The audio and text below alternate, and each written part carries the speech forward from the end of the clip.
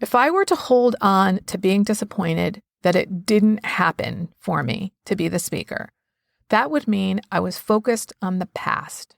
I'd be resisting what happened rather than accepting what happened. And I've really learned deeply in my bones that that does not serve me. I want peace. I want peace more than anything else. And I can't have peace if I'm not in the present moment. And I can't have peace if I don't accept reality and what's actually happening rather than what I wanted to happen. Hi, I'm Barb Nangle. I want to welcome you to my podcast, Fragmented to Whole Life Lessons from 12-Step Recovery, where I help people heal their emotional, psychological, and spiritual wounds and make deep, lasting changes in their lives. I'm the founder and CEO of Higher Power Coaching and Consulting, LLC, where I coach people on how to develop healthy boundaries. On this podcast, I share my experience, strength, and hope from recovery. I don't support or endorse any particular 12-step recovery fellowship, and I don't claim to speak for any particular 12-step fellowship. I also don't believe that 12-step recovery is the only way to recover. You might need additional help. My hope is that you'll find my words concretely helpful in improving your life, whether you're in recovery or not. This is episode 132. Here's how to overcome disappointment so you can have peace. This past weekend, I was supposed to be the keynote speaker at the opening ceremony of a regional conference. And you may know this about me already, but I love a captive audience, probably why I'm a podcaster. As you can imagine, I was really looking forward to it. But apparently, my higher power had a different plan because instead, I took an ambulance to the emergency room. From the time I started to have symptoms, the thing I was most concerned about was whether I was going to be able to speak or not. It was only about a 90-minute period of time before I decided for certain I'm not going to be able to do it. But by then, I'd already notified the organizers that something was up and that it was possible I wasn't going to make it. Even though I was very much looking forward to this opportunity to speak in front of a captive audience on Zoom anyway, I am not at all disappointed. Now, this doesn't mean I wasn't looking forward to it. As I've said twice already, I was, very much. But I am not disappointed at all. And I want to explore why I think that is on this episode. When I talked with my sponsor about the situation afterwards, she told me that she hadn't been chosen to speak at this conference for the first time in 20 years. And she felt disappointed and even some resentment about it and had to do step work about it and speak with her sponsor about it.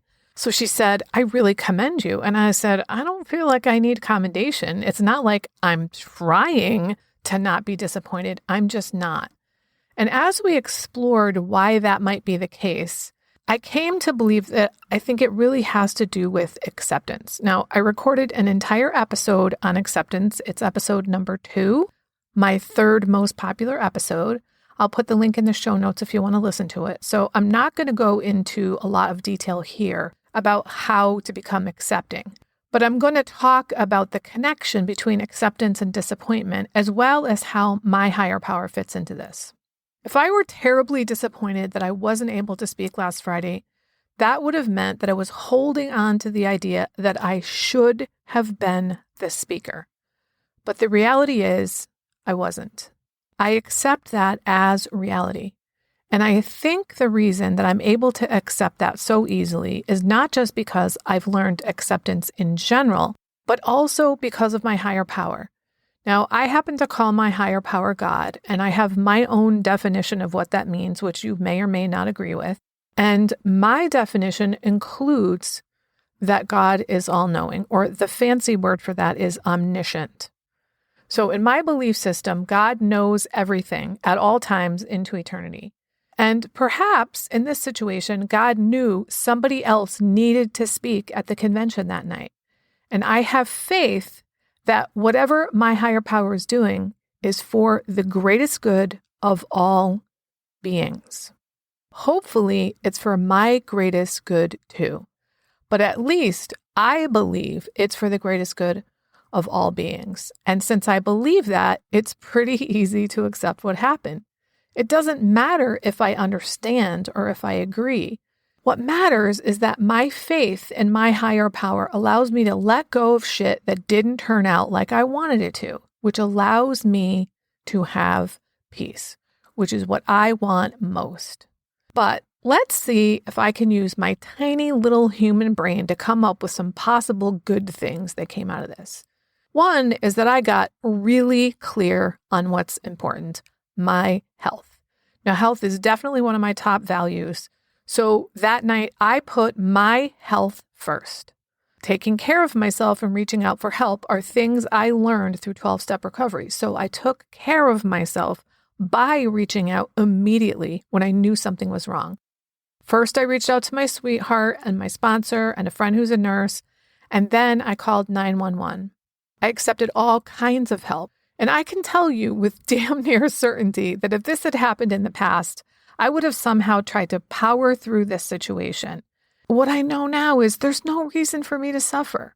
An emergency room visit via ambulance was warranted. In terms of the highest good for the people of the convention, maybe more people needed to hear what my replacement had to say than what I did. My sponsor told me that the woman that ended up speaking in my place was someone who always does stuff behind the scenes. She volunteers for this conference all the time, but never as a speaker. And when they approached her with about 90 minutes to prepare, she said, "I'll pray about it." And then she said yes. So maybe this emergency situation was the push this woman needed to be able to tell her story. And maybe there was a message she shared that healed people's hearts that maybe I wouldn't have been able to share. I don't know these things, but I can use my limited brain to come up with just these few ideas of how good things might have come out of this incident. And since God is omniscient, there's an infinite possibility of other things that I'm not even capable of thinking of that could have been for the greatest benefit of all. If I were to hold on to being disappointed that it didn't happen for me to be the speaker, that would mean I was focused on the past. I'd be resisting what happened rather than accepting what happened. And I've really learned deeply in my bones that that does not serve me. I want peace. I want peace more than anything else. And I can't have peace if I'm not in the present moment. And I can't have peace if I don't accept reality and what's actually happening rather than what I wanted to happen. So the way to overcome disappointment is to accept things as they are. It doesn't mean you have to like them. It simply means you stop resisting and fighting against what actually happened. And you stop thinking it shouldn't have happened that way. I was recently reminded by a friend that when I first started recovery, I didn't feel lovable. I almost can't believe that I used to feel that way and that I kind of forgot something so profound because I truly love myself now. And I want that for everybody. If you don't love yourself, there's literally nothing that can make up for that. I created something exclusively for my private clients since many of them don't love themselves. And I've now opened up my private vault to share it with up to 10 people individually. It's called the Self-Love Sprint. You'll grow to love yourself and truly feel worthy so you can stop saying yes when you really want to say no. Stop neglecting yourself and putting everyone else first. Stop saying all kinds of nasty shit to yourself. That is not what people who love themselves and feel deserving do. You'll stop being afraid that others will think that you're selfish for taking time to care for yourself. This is also for you if you don't really know who you are because you've always been such a fucking chameleon. Go to higherpowercc.com/love sprint. Remember, I'm only offering 10 of these, so don't wait. If you like this podcast, and I'm guessing you did or you wouldn't still be listening, then you're gonna love the other things I have to offer.